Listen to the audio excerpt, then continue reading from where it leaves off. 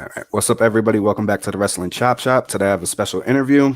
You guys, as you see, I'm going to let him introduce himself, but you already see by the title who he is. You guys may have seen him on TikTok, Instagram, and Twitter. Go ahead, brother.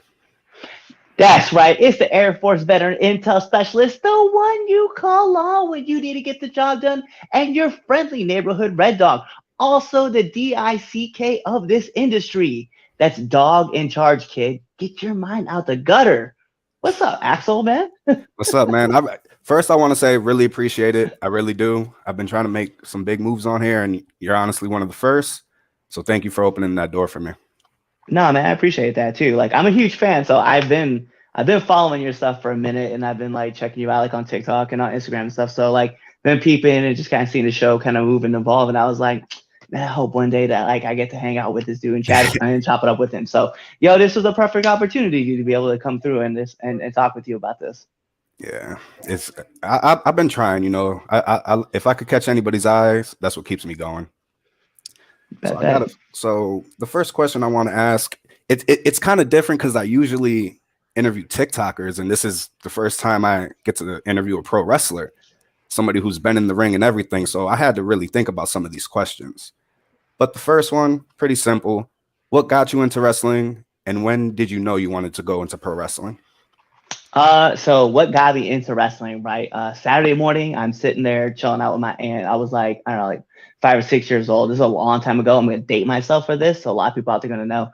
But there's a dude, and he's like calling out this guy, and he's like, "I'm coming down there, brother. I'm gonna fight you, right?" So anyway, he's like, "Oh yeah, I'm right there," and then he gets wrapped up in these ropes, right? And this dude takes out this giant cobra, and this cobra just proceeds to strike this man repeatedly. And my aunt was like, "Oh my god, what are you watching?" I was like, "I don't know. You turned it on. I don't know how to choose the channel." I was like, "Is it like this every time?" And she's like, "No."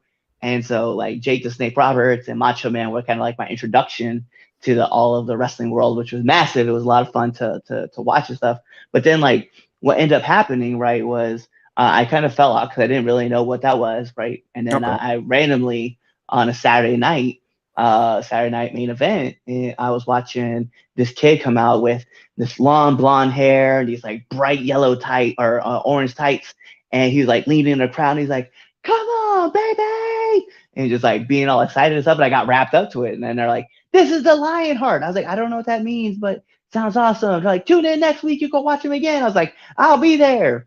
And so the next week I watch it again, and then they're like, "Watch us on Monday night. We're gonna come to you live from Panama City, Florida." And I was like, "Okay, what channel?" Because I had no idea. So then I randomly start flipping through all the channels at like 7 p.m.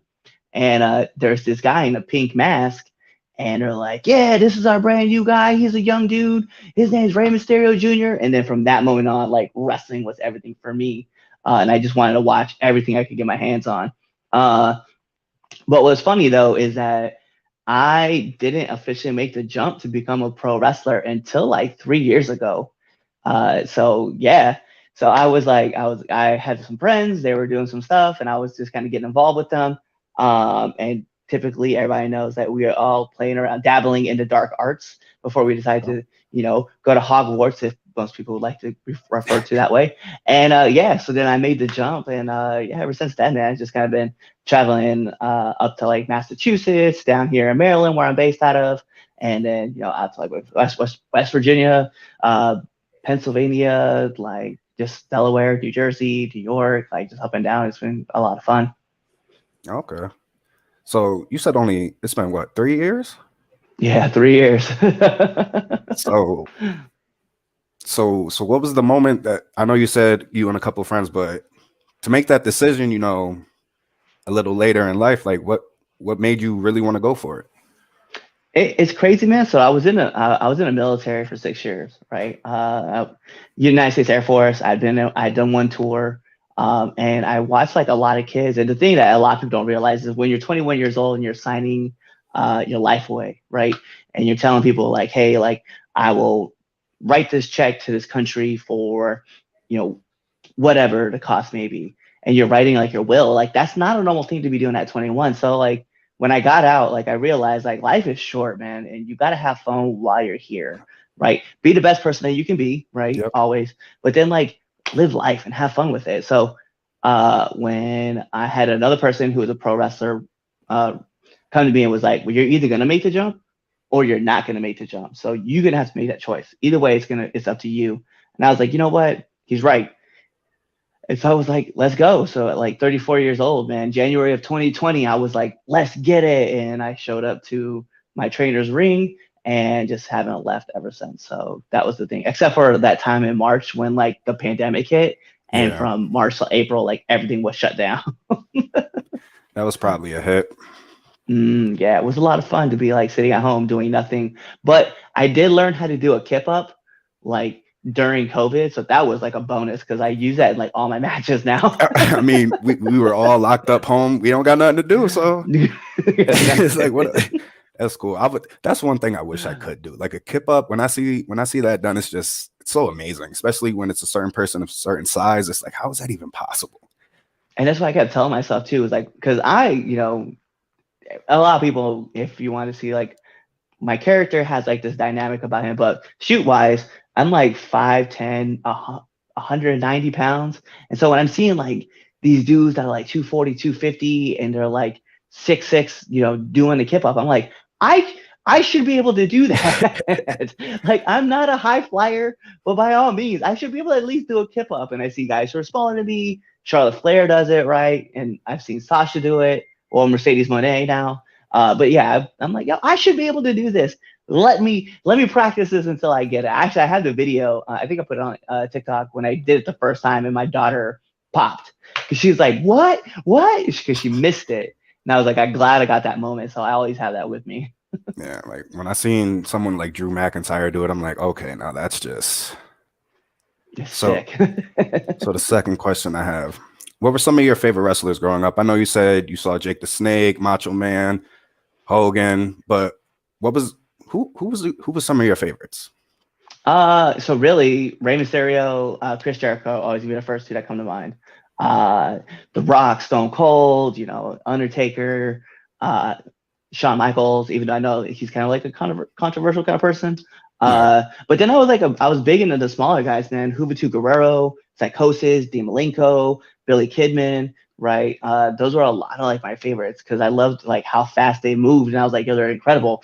Obviously, it goes without saying, Eddie Guerrero was like a massive influence because my character is very like outlandish and he's very out there and just like loves to just when he's a heel, he's kind of like in a comedy stick, and when he's a face, he kind of looks like he's like a jerk because he's like making fun of everybody. Mm-hmm. It's a lot like Eddie, and I was a massive fan of like Perry Saturn as well. So there's a lot of people that I like to as a kid, like I was watching and just enjoying all their work. So there's been a lot of like big influences on me too. Before I was a massive Hugh Morris fan before he went to like WWE because then I lost track of him for a little bit. Yeah. Diamond Dallas Page. I mean, the list goes on. Like, there's all sorts of people out there and even when I was like in my teenage years, right? Randy and Batista and John Cena and like there's always new influences. Like they're always like coming in, but there was always people that I'd always walk around the house like, and I would be like, yo, you can't see me, and then my dad would be like, I clearly see you in front of me. Like, shut up. Nah, you can't see me. Trust me. Now with favorites are favorites, but when you do something like this, I feel like you have your favorites, but you also have those wrestlers that you look up to. Now, what are some of the wrestlers that you looked up to and some that you look up to still to this moment? Rey Mysterio is actually hands down the GOAT to me. Like, he is my favorite wrestler. He inspires me to like want to keep attacking and doing this thing. My dream is to one day get a match with Rey Mysterio before he retires out of WWE. And whether I get there in a squash match or I'm just there like in an indie scene, I don't really care. I just want to match with Rey. But yeah, Rey, he's a guy that I've always looked up to. And the reason why is because like he was the ultimate underdog. He still is the ultimate underdog, right? Yeah. Like every time you see him in a match, like he's always the guy that people are like counting out. And you're not supposed to, but you can't really help it because you're like, yo, I'm so much taller than you. And like, I just look at his work and I just think that it's incredible. Like, and especially like in the recent years, he's got to show off more of his promo skills. So like his mic work is like getting really, really good. I'm really excited, like watching him grow into that. Eddie Guerrero was always a massive influence on me as well. Like, if you can't tell, and I know a lot of people can't, and it's okay. Estoy panameño, so I'm very massive into like the Latin wrestler scene. And then like if it wasn't just like outside of that, like some other wrestlers that really caught my eye, Canyon was a Okay. big influence. I love me some Canyon because Chris was the man, you know. And then, you know, from there, I love hearing stuff about like DDP and like Stone Cold, you know, obviously The Rock, everybody did the people's eyebrow, and then Oh everybody yeah. was always like, suck it, you know what I mean? So like those are like a lot of the people I like looked up to was like Hunter, because I liked watching Hunter even now. Like I know he's not wrestling, but like the way like he was able to change and adapt and evolve his game, like it was always massive. And then I Yeah. look at people like Chris Jericho, who's still hanging and banging in the game, The and like Wizard. yeah, but he's like, it's crazy because like Chris Jericho's gotten to the point now where like he can get almost everything over. I mean, It's almost insane. everything, right? It's And it's insane. incredible. And he challenges himself, right? Like to get the word it over, right? Or get the list over, or he's the god, right? Or the demo god, or he's Hmm. le champion, or you know, he finds a talent that sticks out to him and he's like, I want to help make that guy a star, like Action Andretti right now, like on AEW. Like that's such a massive thing. And the kid's getting over, right? So like it's Yes. so cool to be able to see like that Chris is able to help put his influence in other people and help pick those guys up. So that's why I'm like, those are the kind of guys I like watching work. Okay. Now we talked about it. You said 3 years ago. So did you ever find a moment where you wanted to give up on the journey? No, I always found a way to like find myself around wrestling, and I feel like Okay. it was something I brought up to a bunch of. I brought it up to other wrestlers too, like on my podcast, and I've asked them like, you know, like I almost identical to that question. But if you're ever looking for something hard enough, like it's always going to be around you, right? And I know like when I went from high school to college to the military, like wrestling was always around, and I always wanted to chase that dream. And when I graduated college and I was like, yo, I'm kind of done with like everything that everybody else has asked me to do. Like I want to do what I want to do. And I just so happened to find this dude who was in my gym lifting, and I walked up to him and I was like, hey, you're a John Cena fan? He's like, yeah. And so me and my friend Chris Idol, we started talking. And next thing you know, like that led to one thing, which led to another. And then, you know, and I just never I didn't stay not hungry. I was like, I want to do this and I want to do this well. And I don't want to let people down, which is more important. But, you know, the one thing I think is something that's massive is I never wanted to let myself down. And I couldn't imagine going through life being like, man, I could have done that. And so I was like, I don't like living in regret. So I'm like, let's shoot for the sky. And if we fail, hey, at least we gave it the old college try, you know? At least, yeah, at least we stuck to it and we tried. And with that, what's the biggest piece of advice you've gotten from any other wrestler? All right. So I ask this question a lot on the podcast, right? There's two questions I love asking, right? One of them is what's the hardest lessons you've ever learned, and another one is what advice would you give to up and coming wrestlers? And the number one the number one answer that seems to always kind of be consistent, right, is like invest in yourself. Like if this is something you really want to do, like you really want this to be a thing, invest in yourself, right? And I'm not just talking about like uh you know, find yourself a good school, right? That's definitely tops, right? And go train. Find somebody that you want to go to wherever it is that you're trying to go. Find somebody.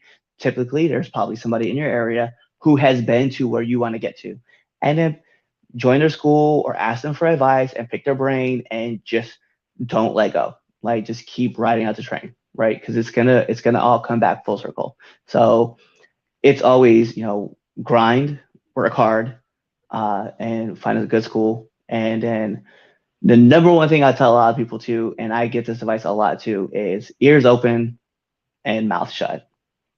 Just take notes. That's some that's some good advice.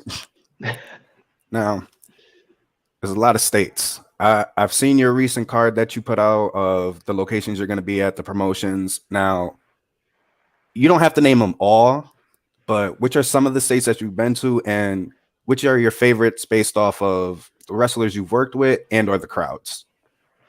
Okay, so I could put one out in particular. There's this place, Honorary Wrestling Federation, HWF, in Lewistown, Pennsylvania. I am quote unquote a fan favorite.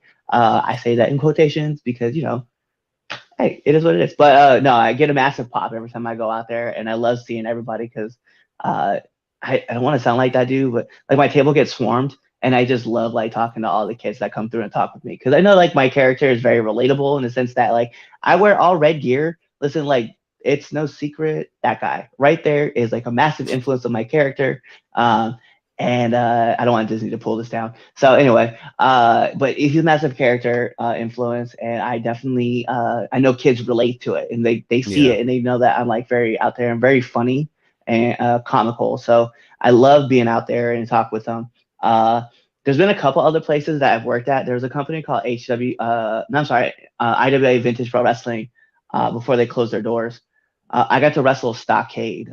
If anybody knows who Stockade is, like uh, he used to be a deathmatch wrestler. Now his name is Cade, and he's showing off like all the great work that he does. And he's a very, very like master of his craft. And so to be able to sit back and talk with him and watch him change too, because at one time like he was weighing like close to like I think he was just tipping the scale at like 400, and now he's down to like 200 and 250 pounds. And he's cut. He's like leaned up. He looks real good. He's jacked, and he's wanting to show off a different side of him, and he is. And he has this reputation that like he's very standoffish, like he really is, but he does it because he wants to kind of like keep people at arm's distance. And but when he lets you into that circle, like he's a very nice, humble dude that you can just chat with and talk to and pick his brain and get a lot of advice. So I got to work with him. I got to work with Beastman, who he was on MLW a couple years Oh, ago. okay. MLW. Yeah, and he was in the big battle royale, and I got to work with him. He's been a lot of fun. He's a great mentor of mine as well. So there's a lot of different people I got to work with in different promotions, but it all just kind of circulates around like one of my favorite matches was um, with a company called with Voltage as well as HWF, and then I work over at this other place called One CW, and it's because the crowd is always electric at all three of those places, and I just love being there. So those would be like my three big ones that I would talk about. Everybody check those out too. He dropped the names. I said states and he dropped all the promotions. Check those out. Now, pretty sure you've had a ton of matches.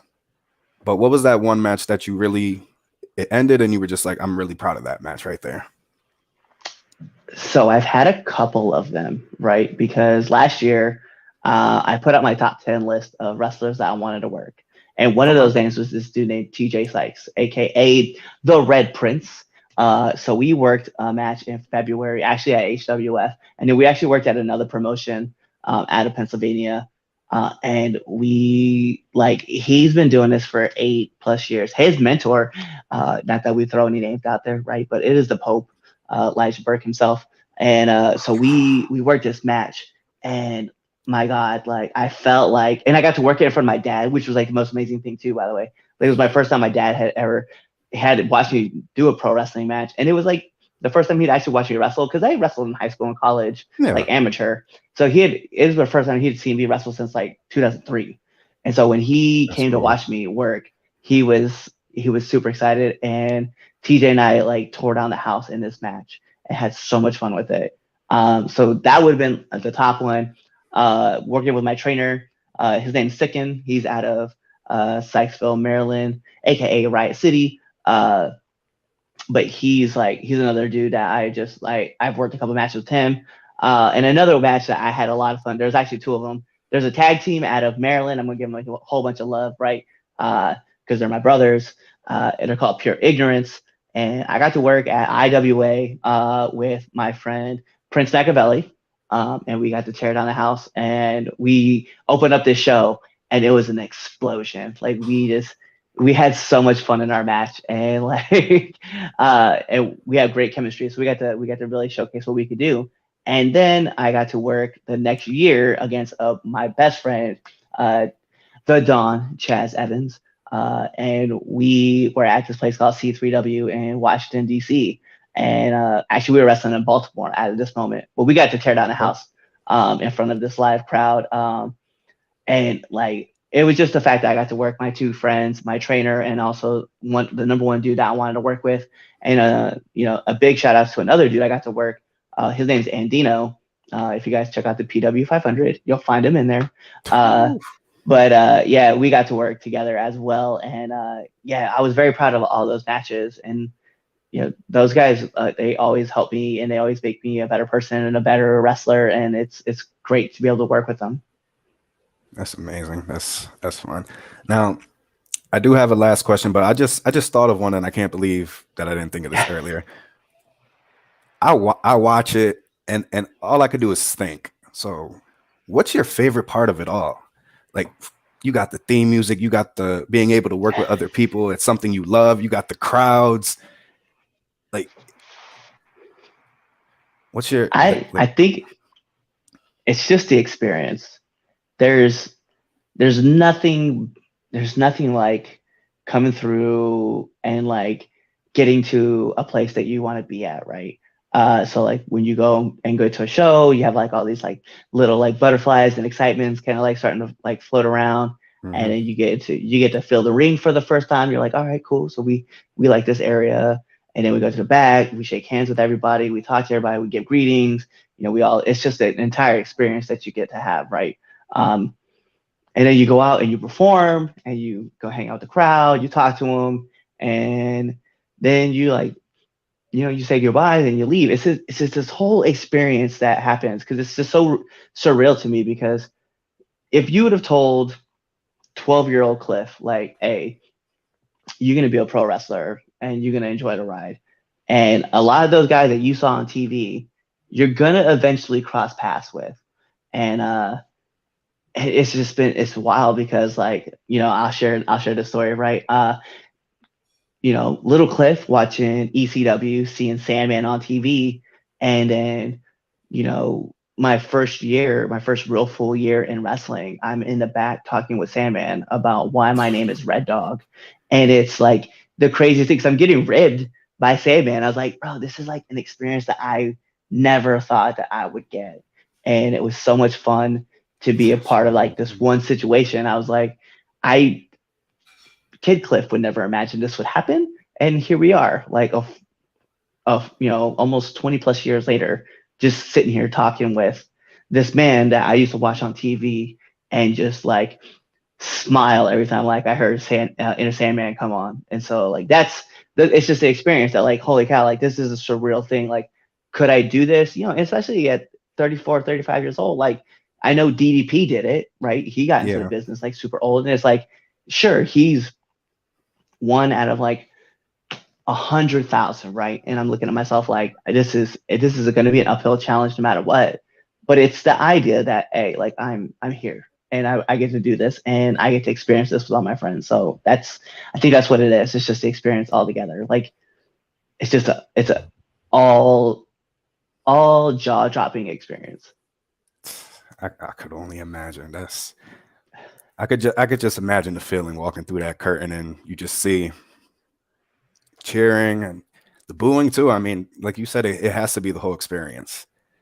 Well, it's funny too because like when you show up to a new place and the crowd doesn't know you, like that's your moment to either like get them to love you or hate you. The moment you pop out that curtain, either they're gonna like you or they're not, right? But the worst is when you come out and they don't know how to take you. So you're just like, all right. So in the back, we talked about me. Okay, I'm the good guy. All right. I'm like, come on, and then the crowd's like, yeah. And then as you start to build up and they trust you and they start to realize that you're really that their guy, then they Hmm. start getting behind you. Or you're on the other side, right? You come out and the first person looks at you and you just look at them, you're like, where am I, and what is this suck hole of a place? And then they start booing you and you're like, got him. That's man, that's amazing. Now, before we go, and again, I do appreciate you coming on. I do have two friends. I told you about my brother. Now, you told us some advice that other wrestlers have given you. What is the advice that you would give other people who are just now starting, getting into that journey, just got to the school? What's the best advice you could give them? I would tell people to enjoy the ride, because when you think about things in life, right, it's not going to be that long. And you'd be like, some people wrestle for 20 plus years, right? but not everybody hits that 20-year mark. Some people wrestle for 10, right? Hmm. But enjoy the ride, because at the end of the day, man, like, you're going to have all sorts of people. You're going to meet everybody, right? But the biggest thing is you got to enjoy what you're doing, because the moment that you fall out of love with something, like, that's it. Get out the game, because you're done. You just don't, you're not going to be wanting to be a part of something like that. And it's not going to matter. Uh, I would say, one, enjoy the ride. But two, I would also tell some people, get a notebook, write down notes. Right now, I'm not even going to front, like, in my, let's see, I can even tell you almost directly where it's at. If you go out my door, take 5 steps, make a left, there's a black book bag. In that black book bag is a purple Joker notebook. In that notebook is every single thing that I have done, come up with, ideas, advice that I've ever been given in the past 3 years. And I'm actually about to fill up the page. I think I have like 6 pages left, and I'm actually done. I have to get a new notebook. But it's one of those things, like, you want to take down as much notes as you can, because no one person is ever going to remember everything. And you could be like, well, I'll just put it in my phone. Cool. But the problem with having your phone is that the moment you put it in your phone, you're just going to forget about it. The reason why you Hmm. write it down is because, one, you've talked about it. Two, you're watching yourself write it in. And three, you're writing it in, because now you're transcribing exactly what you heard in the conversation. And so whether it's good or it's bad, take it all in, right? Accept all, and pick out the advice that you think is gonna feel best for you, and then go from there, right? So it's always massive. Just take a notebook and jot down everything. Um, and when you get to work your first show, right? When you get the chance to sit back and work at a show, or even if you're not, you're just there being a helping hand, which that's the number one thing you should be doing at a show anyway. If you're there, help tear down the ring, help set up the ring, put up the chairs, pass out flyers, whatever the promoter needs you to do, go do. But after that, when you're in the back, find some veteran wrestlers and then ask them, can I sit with you while you call this match? Because I promise you, you're going to pick up things that you never thought about before. I didn't even think about that until I heard someone say it on my podcast. And I was like, that is the greatest thing I've ever heard in my life. I'm going to start doing that after I call my matches. So I do. I sit around and I listen to other people call their matches, and I hear how they do it. So that way I can be able to do it too. I really appreciate that. And the funny thing, it just hit me. You say not a lot of people, you got the notebook. One of your favorites is Chris Jericho, and he done came out with the book that's just dissecting every single match that he's ever had. And it's like, it's just funny how you're doing that. And Chris, that's just hilarious. As soon as you said the list and you're writing down about all your matches, I'm like, and he likes Chris Jericho. It's just And poetic. that's where it came from. So I was listening to Talk is Jericho, right? And Jericho was Hmm. talking about his book coming out and how he had every single match documented. And I was like, that's such a great thing to do. So I went back, and fortunately for me, because I'm still pretty early in my career, right? I was able to go back to 2020. I only had, and I'll be real with you guys, it's cool. I only had 4 matches in 2020. And then in 2021, I had 17. And then in 2022, I had 34. And this year, I'm actually slated to be closer to 60, 65 matches. I'm not going to remember all those matches. That's One, I'm old, right? It's fine. awesome. But two, the biggest thing is too is that, like, it makes sense to just sit back and write down all the matches that you've had, because then when people start moving up the card and you start seeing them work up the ladder and they go somewhere that you wanted to go, you can be Hmm. like, oh yeah, I got to share a ring with that person. A person that a lot of people talk about in the indie scene, right? Darius Carter, right? One of the richest prize in indie wrestling, in professional wrestling. And I got to work him on my second match. And I was very fortunate. It was a very lucky situation for me, but I did. And I got a lot of great advice. And then not even 2 years later, I run into him again at another promotion at a fight in DC. And I get to sit back and say, hey, man, can you watch my match really quick and just tell me what you see from the first time you watched me work, which was my second match ever, to where we currently are. And he had a lot of advice to give me, and I was willing to sit back and accept everything, all the critiques that came with it. And I was just super excited because he was like, you've definitely changed in 2 years, and I love where you're going with this. And I was like, I 100% appreciated that compliment. So those are things that matter, and you should definitely be jotting down everything that's going on. That's dope. Um, I'm really glad. Like I said, I appreciate it, but I really wanted to get this done for my brother because I need him to have all the motivation in the world. Like I see, I see it in him. I really do. His love for wrestling, as much wrestling as he watches, he sits down, he dissects other people's matches. He was watching Will Ospreay versus Kenny Omega that happened at Wrestle Kingdom, and it's just, and then I'm listening to him, and I could just hear it, and I'm like, I can't help him ring wise because I'm not at that part, but if I can help him with what I have around me, I'm just happy to do that. So I Hey, really appreciate you for this. yeah, no doubt. I think that's the biggest thing too. That's where like it's funny, so I'm gonna like cheap plug this one in, right? So the 3 Count podcast, right? You guys can catch it on YouTube right here, you know me. But one thing that we do, right? We have a show called Now Entering the Ring. And what's funny about it is when I was at my school training, right? And I still go to training, even when you go on shows, still go to training. Anyway, so I was training, right? And I heard a person say, "Hey, I saw you had such and such on your podcast, and I love the fact that you have XYZ on your podcast." And I was like, "Cool. Why?" And they're like, "I just feel like I have a personal connection with somebody." And I jokingly said, I was like, "I just like the fact that I created a college course out of nothing. And now I have this."